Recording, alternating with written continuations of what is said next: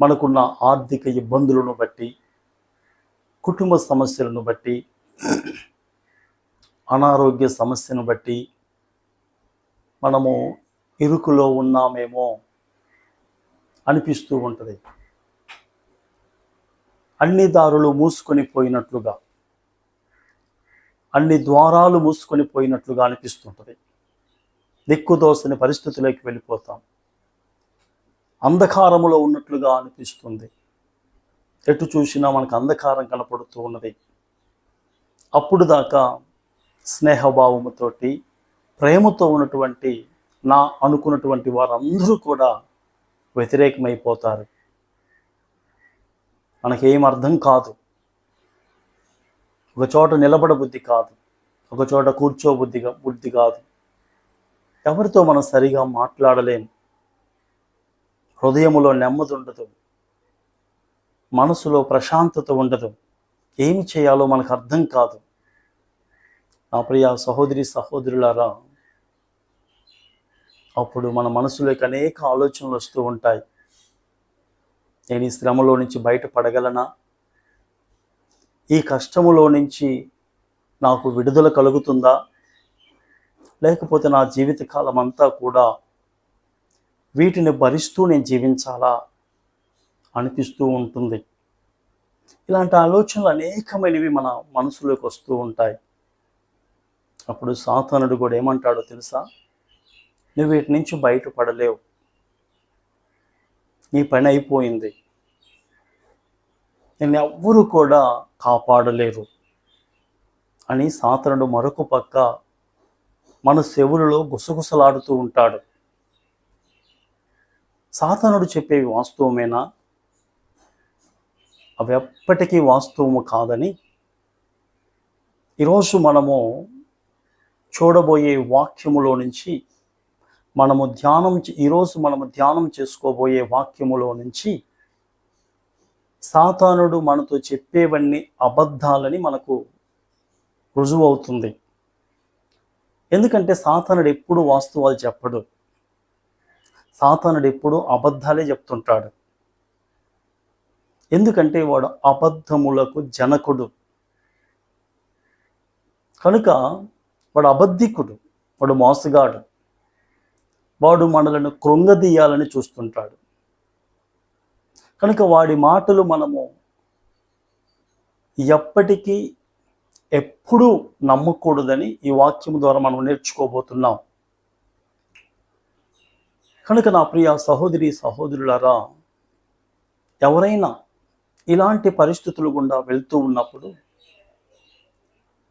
ఈ యొక్క వాక్యం వింటున్న మీరు ఎవరైనా కానీ ఇలాంటి పరిస్థితులు గుండా వెళ్తూ ఉన్నట్లయితే తప్పకుండా ఈ వర్తమానం వినాలని నేను ప్రేమతో మనవి చేస్తున్నాను. ఎందుకంటే మనము ధ్యానం చేసుకోబోయే వాక్య భాగము ద్వారా దేవుడు తప్పకుండా మనల్ని బలపరుస్తాడు. నిర్గమకాండము 14వ అధ్యాయములో దేవుని ప్రజలైనటువంటి ఇశ్రాయేలీలు ఇలాంటి పరిస్థితి గుండే వారు వెళ్ళారు. ఐగుప్తు దేశము నుండి వారు విడుదల పొందిన తరువాత అరణ్యములో వారు ప్రయాణం చేస్తూ ఉన్నారు. ఎర్ర సముద్రము దగ్గరకు వచ్చారు. వెనుకకు చూసినప్పుడు ఫరో తన సైన్యముతోటి రథములు వేసుకుని వస్తూ ఉన్నాడు. మళ్ళీ ఇశ్రాయేలీలను ఐగుప్తు దేశానికి తీసుకుని వెళ్ళడానికి. జాగ్రత్తగా మనము గమనించినట్లయితే ఇశ్రాయేలీల ముందు ఎర్ర సముద్రం ఉన్నది, వెనక ఫరో సైన్యం ఉన్నది. ఇశ్రాయేలీలు బాధపడ్డారు, భయపడ్డారు. ఇశ్రాయేలీలు భయపడ్డారు ఫరో సైన్యమును చూసి. ఇశ్రాయేలీలు ఫరో సైన్యమును చూసి భయపడ్డారు. ఎందుకంటే ముందు చూస్తేనేమో సముద్రం ఉన్నది, వెనక చూస్తేనేమో ఫరో సైన్యం ఉన్నది. అటు ఇటు వెళ్ళలేనటువంటి పరిస్థితి. వాళ్ళ పరిస్థితి ఎలా ఉన్నదంటే ఇరుకులో ఉన్నట్లుగా ఉన్నది. ఎటు వెళ్ళలేని పరిస్థితి, అయోమయంలో ఉన్నారు. ఎటు చూసినా కానీ వారికి దారి కనపడటం లేదు. అలాంటి పరిస్థితిలో వారు ఉన్నారు. ఫరో వేగంగా వస్తూ ఉన్నాడు. ఫరో కూడా ఏమనుకున్నాడంటే వీళ్ళు ఎక్కడికి వెళ్తారు, ముందు ఎర్ర సముద్రం ఉన్నది, నా చేతుల్లో నుంచి వీరు తప్పించుకోలేరు, వారిని మళ్ళీ మా దేశానికి తీసుకుని వెళ్ళి వారిని బానిసలుగా చేసుకోవాలి అనుకొని వస్తూ ఉన్నాడు. ఫరో అనుకున్నాడు వీరిప్పుడు ఇరుకులో ఉన్నారు, ఎటు వెళ్ళలేరు అనుకున్నాడు. నా ప్రియ సహోదరి సహోదరులారా, మనం దేవుని వాక్యాన్ని నిర్గమాకాండం 14వ అధ్యాయంలో మనము చూసినట్లయితే, మనము దానిని పరిశీలనగా చదివి ధ్యానం చేసినట్లయితే మనకు ఒక విషయం అర్థమవుతుంది. దేవుని ప్రజలైన ఇశ్రాయేలీయులను చిక్కుల్లో పెట్టాలని చూసిన ఫరో చిక్కుల్లో పడిపోవటం కాదు కదా, తరువాత ఈ భూమి మీద తాను తన సైన్యము కనిపించదు. అది వాస్తవం.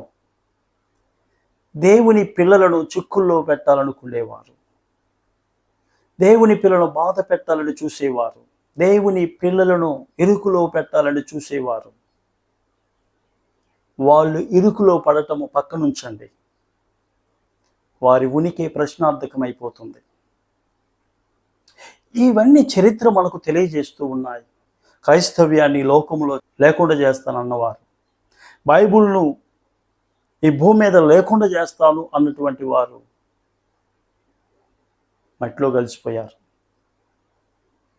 దేవునికి వ్యతిరేకంగా నిలబడినటువంటి దేవుని ప్రజలకు, దేవుని సంఘానికి, దేవుని రాజ్యానికి వ్యతిరేకంగా నిలబడినటువంటి వ్యక్తులు, రాజ్యాలు, అధికారాలు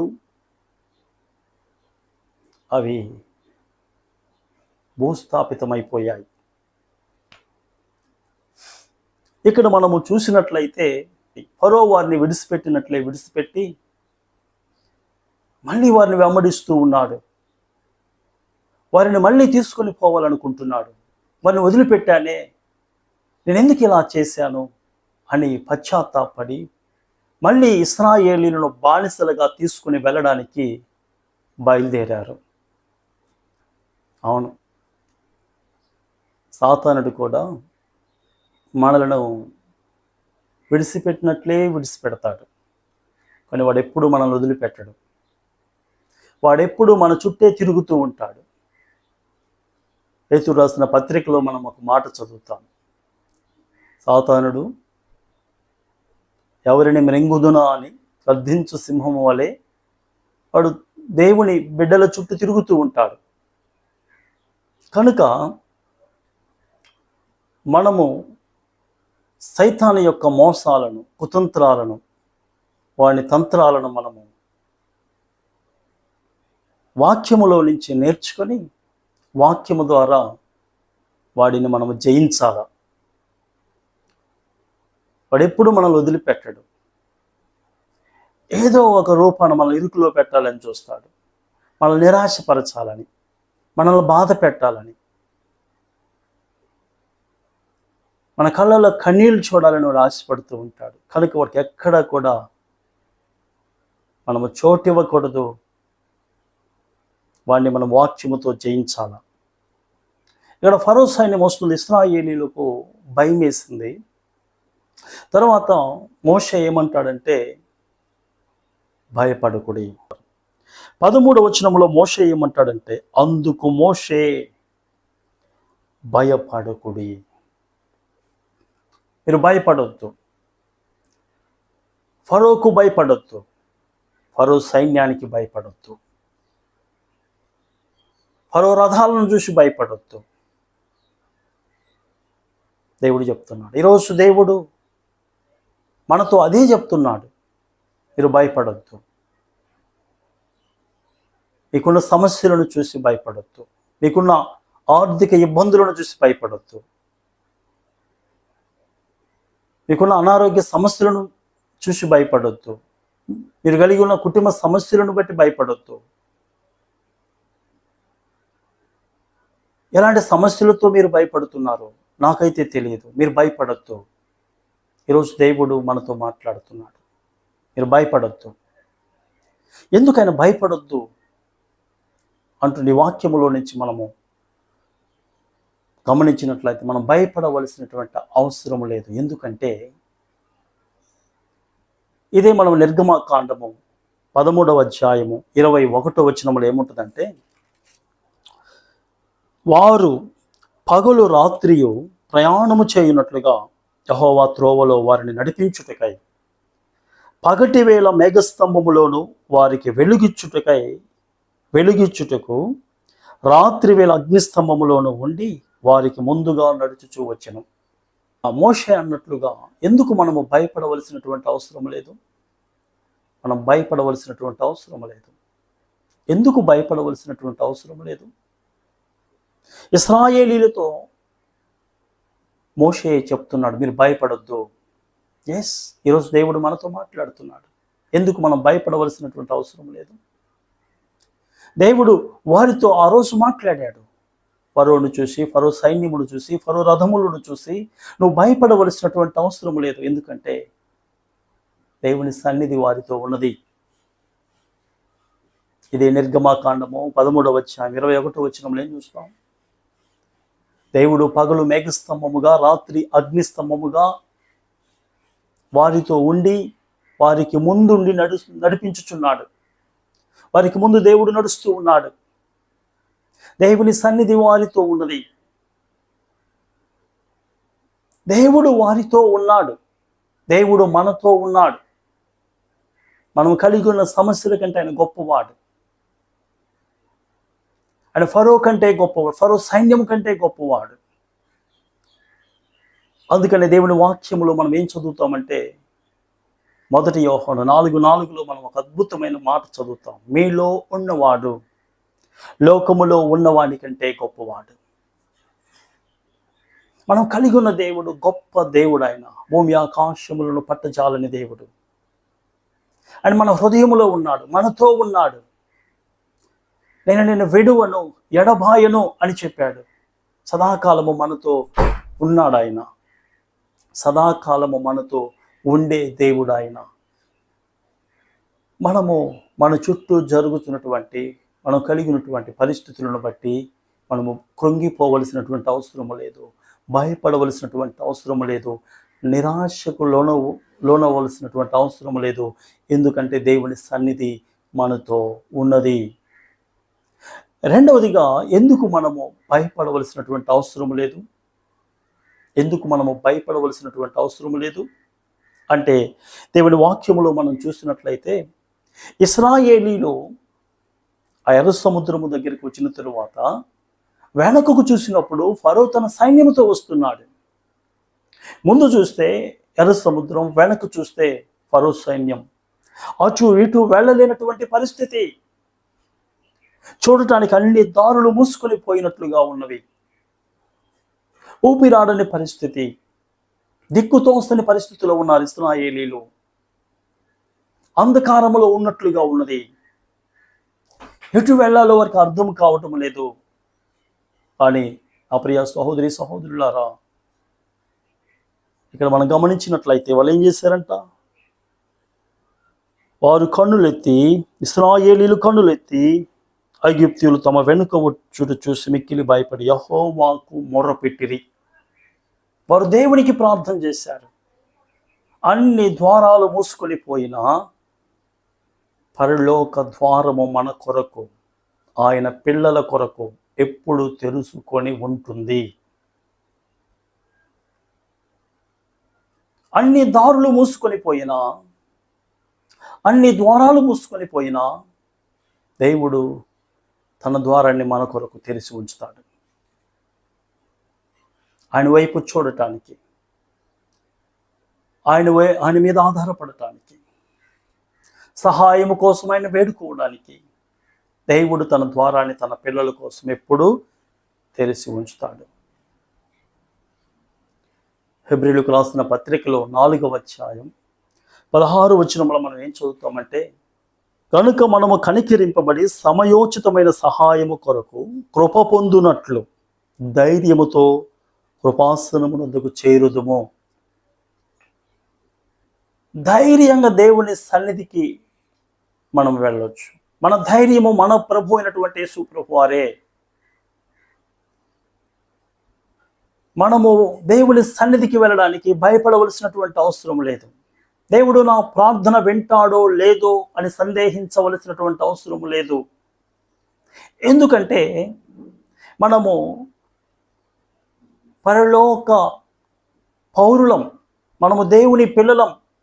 జీవము కలిగినటువంటి దేవుని సన్నిధి మన హృదయములో ఉన్నది. దేవుని రాజ్యానికి మనం వారసులముగా చేయబడ్డాం.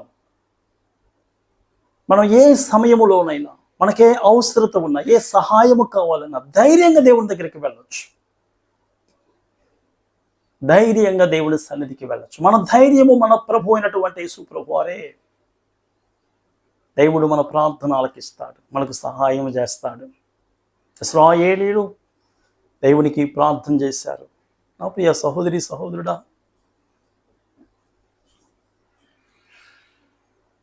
నీ పరిస్థితులను చూసి నిరాశపడుతున్నావా? నీకున్న ప్రస్తుత పరిస్థితులను చూసి, ప్రస్తుత సమస్యలను చూసి కృంగిపోతున్నావా? నువ్వేమి కృంగిపోవలసినటువంటి అవసరం లేదు. నీకు సహాయం చేయటానికి అసాధారణమైనటువంటి కార్యాలను, అసాధ్యమైనటువంటి వాటిని సాధ్యము చేయటానికి జీవము కలిగినటువంటి దేవుడు ఉన్నాడు. ఆయన దగ్గరికి రా, ప్రార్థన చేయి, ఆయన మీద ఆధారపడు, ఆయన వేడుకో, ఆయన బతిమలాడు. దేవా, నువ్వే నాకు దిక్కు ప్రభువా, నువ్వే నాకు సహాయం చేయాలి ప్రభువా అని ప్రార్థన చేయి. దేవుడు తప్పకుండా కనికరిస్తాడు, సహాయం చేస్తాడు. భయపడద్దు. మోషే అంటున్నాడు ఇశ్రాయేలీయులతోటి. మోషే ఏమంటున్నాడంటే, ఇదే నిర్గమ కాండము 14వ అధ్యాయములో 14వ వచనములో మనము చూసినట్లయితే ఏమంటున్నాడంటే, 14వ వచనములో, యెహోవా మీ పక్షమున యుద్ధము చేయును. మనం భయపడవలసినటువంటి అవసరం లేదు. ఎందుకో తెలుసా? దేవుడు మన పక్షముగా యుద్ధము చేస్తాడు. ఇక్కడ ఏమంటున్నాడంటే, మీ పక్షముగా యుద్ధము చేయును, మీరు ఓరకయే ఉండవలెనని ప్రజలతో చెప్పాను. ఇక్కడ గొప్ప వాగ్దానం చూస్తున్నాం. మీరు ఐగుప్తీయులను చూసి భయపడవద్దు, తన సైన్యమును చూసి భయపడవద్దు. ఎందుకంటే మీరు యుద్ధం చేయవలసినటువంటి అవసరం లేదు. మీతో ఉన్న దేవుడు మీ పక్షంగా యుద్ధం చేస్తాడు. ఆయన యందు విశ్వాసం ఉంచండి.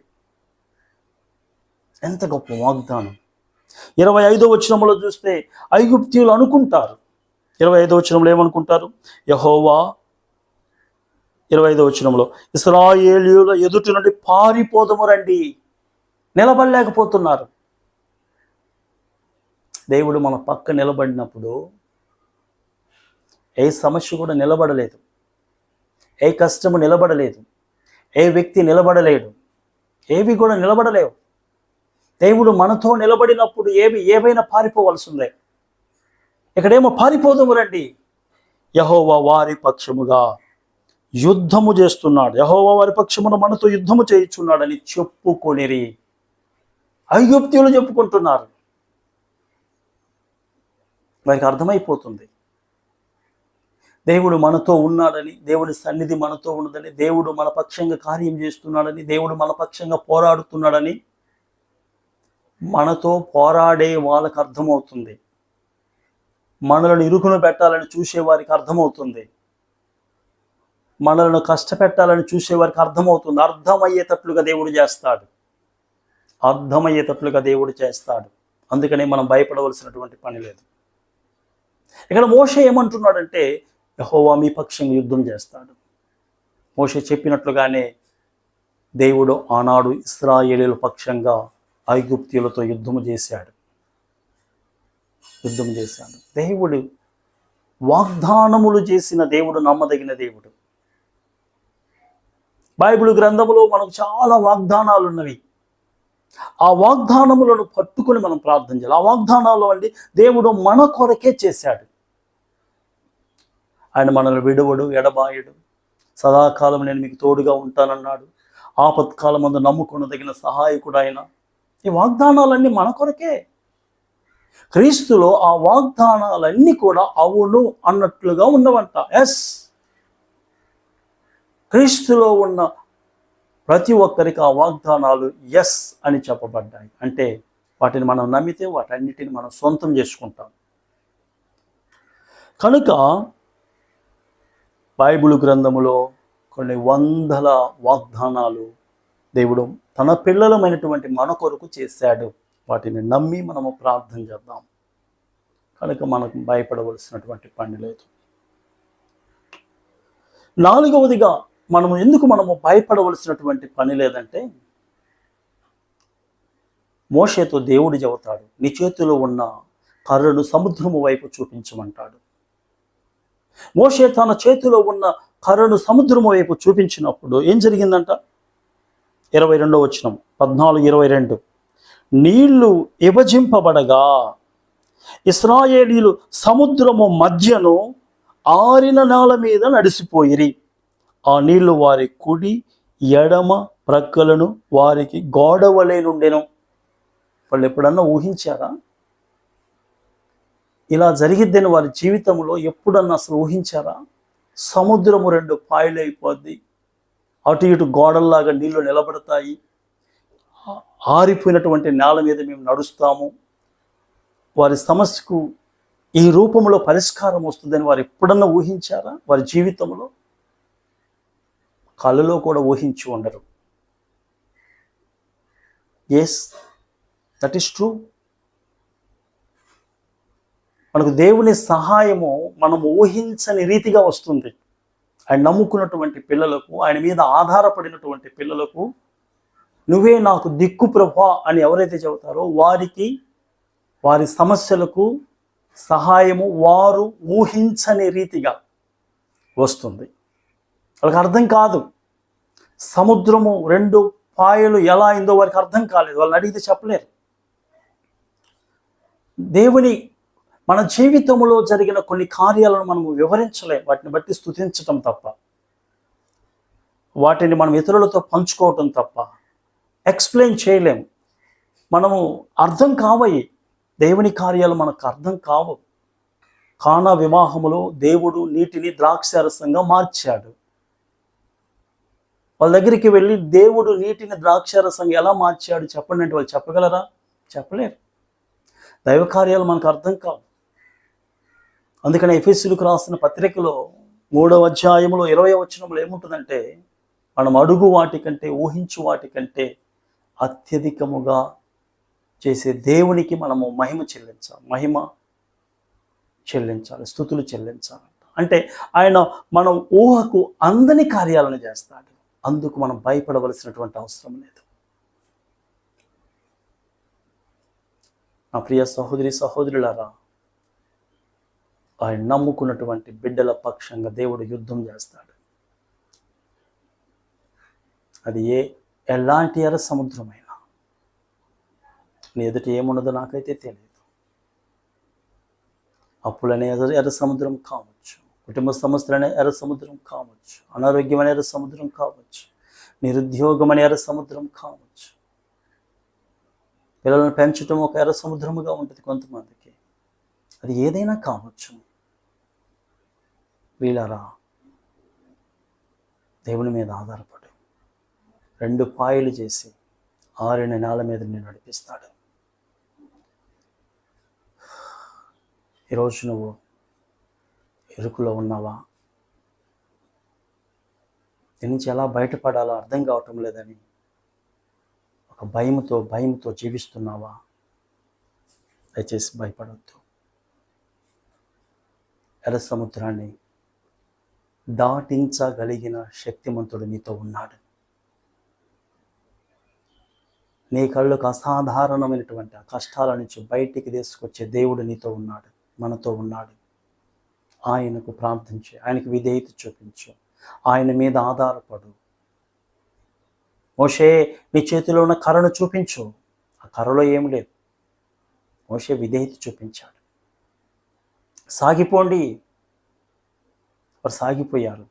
విశ్వాసం చూపించారు, విశ్వాసం కలిగి ఉన్నారు. దేవుని మాట మీద వారు విశ్వాసం కలిగి ఉన్నారు. దేవుని మాటను నమ్మారు. నమ్ము, దేవుని మాటకు విధేయత చూపించు. గొనుక్కోవద్దు, సనుక్కోవద్దు. దేవుణ్ణి నిందించవద్దు. కష్టాలలో ప్రభువు మీద ఆధారపడు. దేవుడు గొప్ప కార్యాలు చేస్తాడు. మాట ఇచ్చిన దేవుడు మన కష్టాలలో, బాధల్లో ఉన్నప్పుడు మనం వదిలిపెట్టి వెళ్ళిపోడు. ఆయన ఎప్పుడు మనతోటే ఉంటాడు. షడ్రక్, మెషక్, అబేద్నెగో అగ్ని గుండములో పడవేయబడినప్పుడు దేవుడు కూడా వారితో ఉండి నడిచాడంట. సాక్షాత్ యేసు ప్రభు వారే వారితో ఉండి నడిచినట్లుగా మనం చూడగలం. నా ప్రియ సహోదరి సహోదరులారా, మన దేవుడు మనతో ఉన్నాడు. ఈరోజు నువ్వు ఏ సమస్యల్లో ఉన్నావు, సమస్యల సుడిగుండములో ఉండి ఇక నేను ఎప్పటికీ బయటికి రాలేను అనుకుంటున్నావా? ఈరోజు నువ్వు ఆయన వైపు చూస్తే నేను బయటికి తీసుకురావడానికి దేవుడు ఇష్టపడుతున్నాడు. ఒక అసాధారణమైన కార్యం, ఒక అద్భుతమైనటువంటి కార్యం నీ జీవితంలో చేయాలని ఆశపడుతున్నాడు. నా ప్రియ సహోదరి సహోదరుడా, ప్రార్థన చేయి. ప్రభువు మీద ఆధారపడు. ఆయన జీవితంలో చేసే కార్యమును నువ్వు కళ్ళారా చూస్తావు. అట్టి కృప దేవుడు నీకు అనుగ్రహించునుగాక. ఆమేన్, ఆమేన్.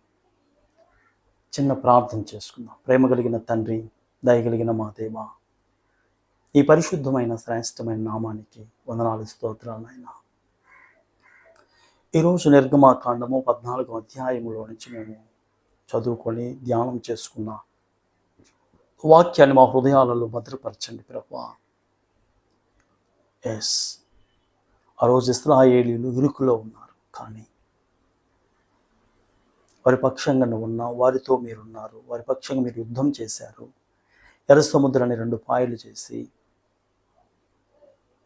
ఆరిన నేల మీద నీ ప్రజలను నడిపించారు నాయన. వారిని ఇరుకును పెట్టాలి అనుకున్నటువంటి వారిని నీళ్ళల్లో ముంచి నాశనం చేశారు. వారు కనిపించలేదు. ప్రభువా, నువ్వు గొప్ప దేవుడు నాయన. మీలో ఉన్నవాడు లోకములో ఉన్నవానికంటే గొప్పవాడు అని వాక్యంలో వ్రాయించావు ప్రభువా. నీ మాటలు ప్రభువా మాకెంత ఆదరణ కలిగిస్తున్నాయన. నీ మాటలలో జీవం ఉన్నది, నీ మాటలలో ఆదరణ ఉన్నది. నీ మాటలు ప్రభువా మాకెంతో బలాన్ని ఇస్తున్నాయి నాయన. మాతో మాట్లాడినందుకు వందనాలు చెల్లించుకుంటూ ఈ వర్తమానం విన్న ప్రతి ఒక్కరిని ఆశీర్వదించమని యేసుక్రీస్తు వారి నామములో ప్రార్థించి స్తుతించి కనపరచి బహు వినయముగా వేడుకుంటున్నాను తండ్రి. ఆమేన్.